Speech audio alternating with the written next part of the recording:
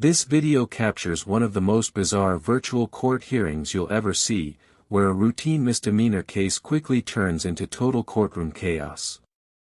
The defendant is charged with driving without insurance, a simple offense that could have been resolved with proof, a fine, or compliance.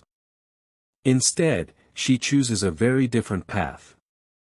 From the moment the hearing begins, the defendant refuses to recognize the court's authority. Rather than identifying herself, she claims to be the authorized representative of an all-caps name, a tactic commonly used by self-proclaimed sovereign citizens. She insists she is not the person charged, but merely acting on behalf of a legal entity, arguing that the court has no jurisdiction over her. As the judge calmly explains the law and potential penalties, including fines and possible jail time, the defendant responds with pseudo-legal arguments about trusts, contracts, and rescinding agreements. She even goes as far as claiming the judge is her trustee, and demands the case be dismissed with damages awarded to her. The situation escalates when the court schedules a follow-up hearing. This time, the defendant identifies herself as a foreign entity, and a non-resident alien, again refusing to appear as the actual person named in the case. The judge makes it clear. Only the real individual charged can appear, and she cannot represent another person without a valid law license. Despite multiple warnings, the defendant continues to argue, interrupt, and refuse to comply. With no cooperation and no acknowledgement of identity, the judge reaches the limit of patience. The hearing ends decisively with the issuance of a capias, a bench warrant, ordering her arrest with a zero bond until she appears properly before the court. This case is a clear example of how sovereign citizen arguments collapse under real legal scrutiny, and how refusing to follow basic court procedure can turn a minor charge into a major problem.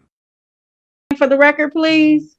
I am the authorized representative of the all caps name, John Vier Sherelle Williams. All right. And it's my understanding today that you don't want to be represented by an attorney. Is that correct? Yes, I have power of attorney.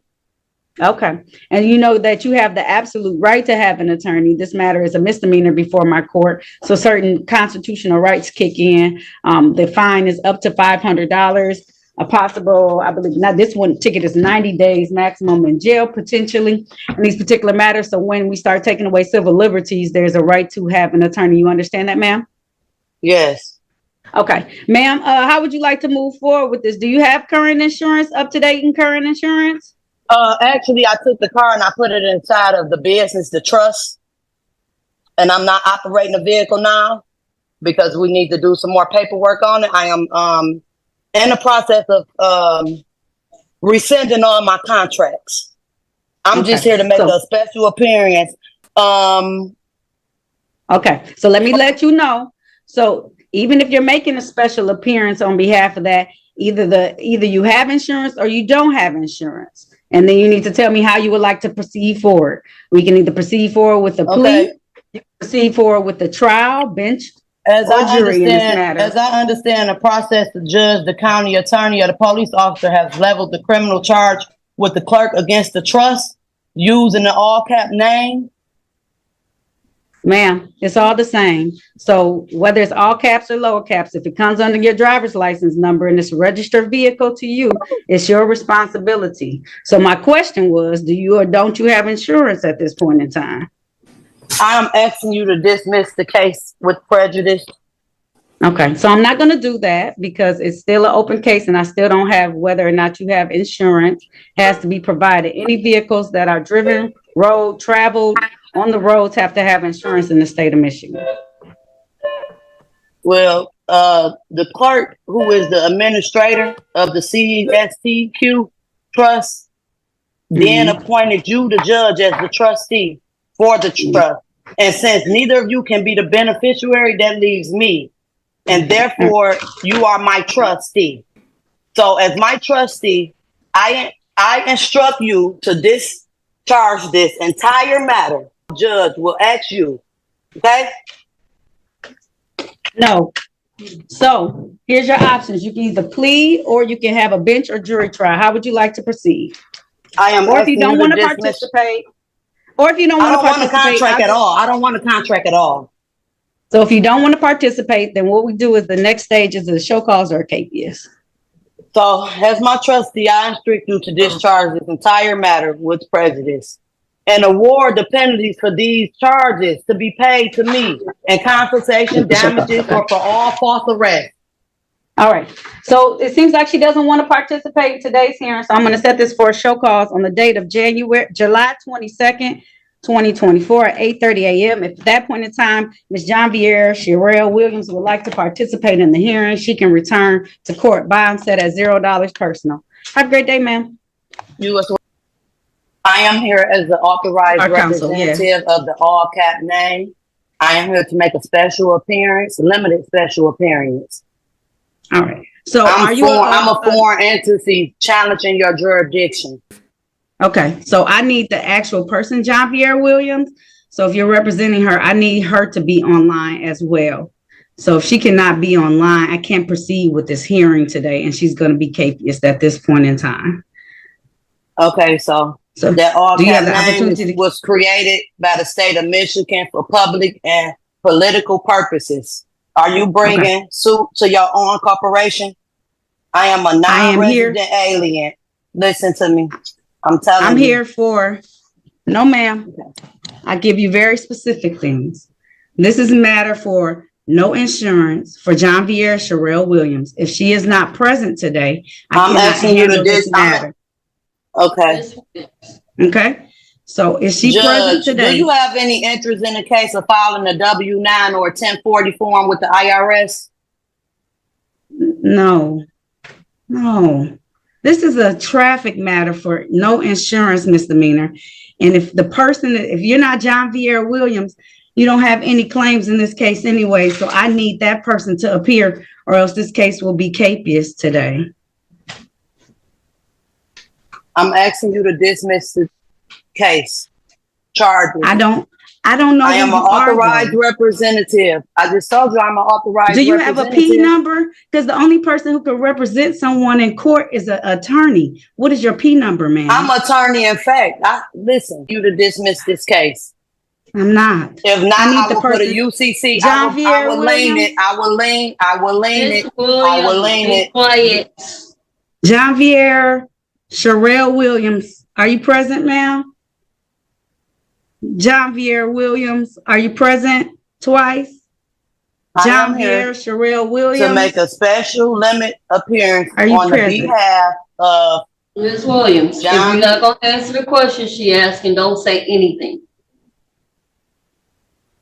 I am here to make a special appearance, limited appearance on the behalf of John Vieira Williams, the agent. Okay. So John Vieira Williams is not present. Authorized representative. All right. So if she's not present today, I cannot move forward because I need her present. All right. So there will be a capious put out on her zero bond until she appears before the court. I need to have John Vieira Sherelle Williams appear before the court so that I can make sure I have the right person who has this ticket of no insurance. Created by the state of Michigan for public and political purposes. Are you bringing suit to your own corporation?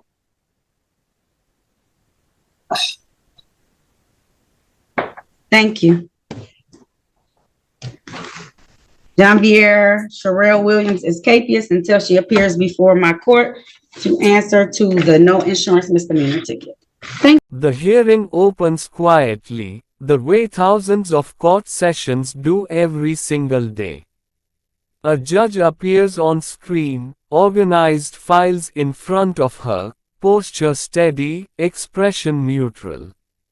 She has seen everything: excuses, anger, confusion, defiance.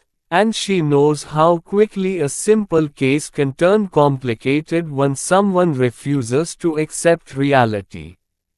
The defendant joins the Zoom call with visible confidence. She's not nervous. In fact, she looks almost excited. There's a sense that she believes she has already won before a single word is spoken. The judge begins with basic formalities. She asks for confirmation of identity and jurisdiction. These are routine questions, the kind that usually take seconds to answer. But instead of responding normally, the defendant immediately challenges the premise of the court itself. She says she is not a citizen. The statement hangs in the air.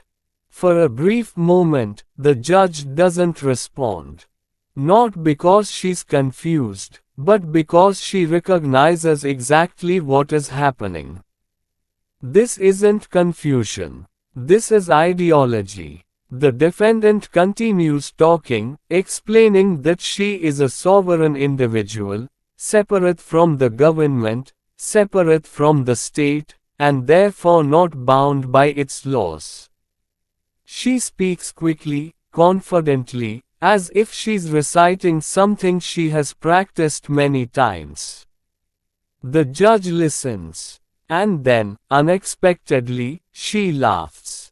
It's not cruel. It's not dismissive.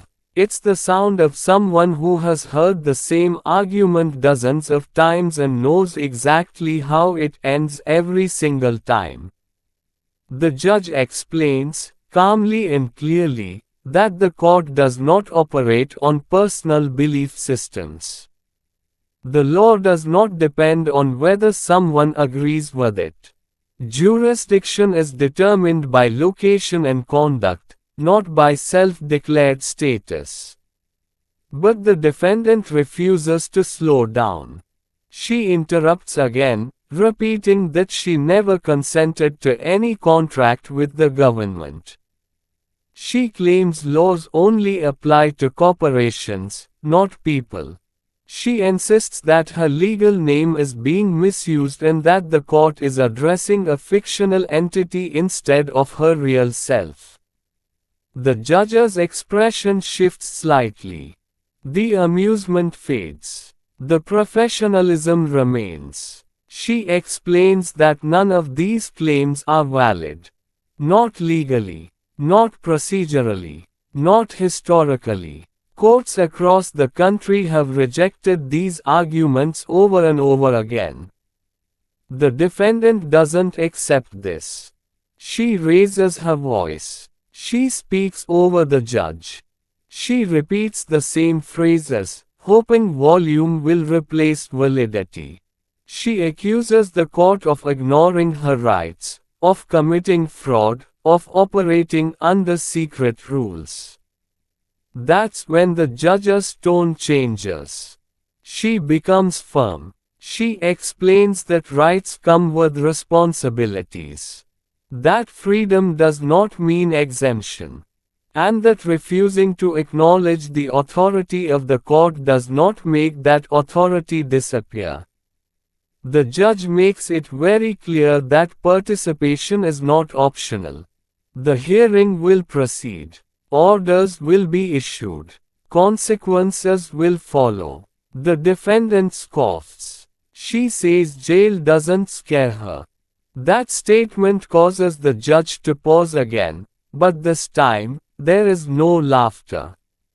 The judge looks directly at the camera and responds in a voice that carries years of experience. She tells the defendant that jail is not a philosophical concept. It is a real place with real conditions and real consequences. And then she delivers the line that cuts through the entire performance.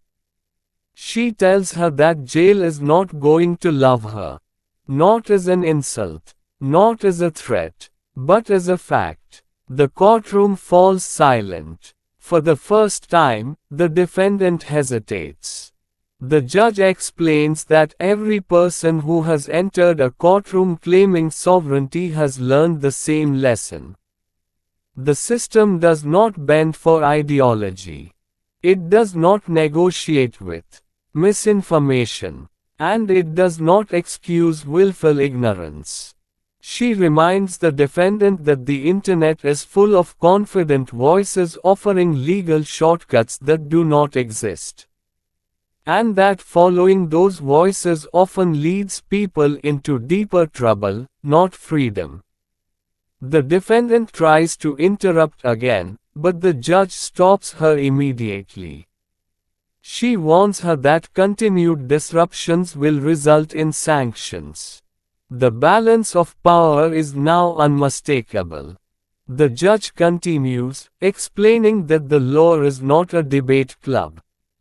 It is not a theory class. It is a structure built on precedent, procedure, and enforcement. Whether the defendant believes in it or not is irrelevant. By this point, the confidence that filled the screen at the beginning of the hearing is gone. What remains is frustration, and the realization that repeating the same words will not change the outcome.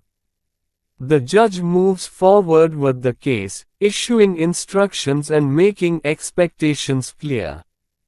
Compliance is required. Failure to comply will result in penalties. There is no loophole, no secret phrase, no magic declaration. Just the law, exactly as it stands. And as the hearing comes to a close, one truth becomes impossible to ignore. In court, reality always wins.